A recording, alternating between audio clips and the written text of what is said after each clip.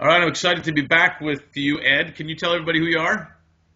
Yes, I'm Ed Vickery. I run my own company, which is Caradon Intro, and I work for myself, therefore, as a third-party marketer. Awesome. Well, I wanted to ask you, in your career so far, what's been potentially your most challenging leadership or business experience? Well, in regards to running my own business, that's almost certainly been a period around 2011, 2012, where I had quite a few incidents of managers not paying me for deals that I had brokered, and managers paying late and then eventually just not paying at all for other deals. And it was a very, very difficult time for me because some of the other business activities that I were involved with at the time were failing because of external incidences such as MF Global blowing up and costing me a huge amount of business. So I already had a huge issue on. I had a huge fallback in the revenue that I was earning. And then at the same time, simultaneously, I had managers who were not paying me. So that was a very difficult time. I had to really control my emotions and try to stay strong and try to continue to be professional and calm.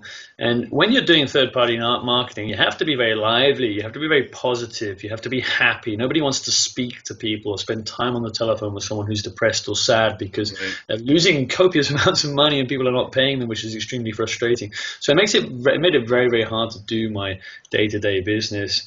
And I just try to carry on enjoying my life outside of work as much as possible, and so try to transfer some of that happiness back into the business world when things weren't going so well in the business world.